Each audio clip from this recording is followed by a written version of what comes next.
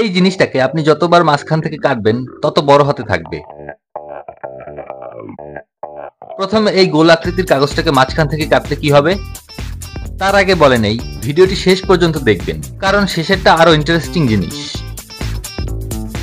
জানা কথা, এটা 2 টুকরো হয়ে যাবে। এটা হচ্ছে মোবিয়াস লুপ। এটাকে মাঝখান থেকে কাটলে দেখুন কি হয়।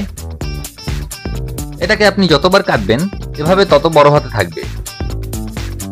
আর এটা হচ্ছে ডাবল মোবিয়াস লুপ। এটা সব থেকে ইন্টারেস্টিং। এটাকে মাঝখান থেকে কাটলে দেখুন চেইনের মতো শিকল তৈরি হয়েছে। এবার এগুলো কিভাবে বানাতে হয় সেটা দেখে নিন।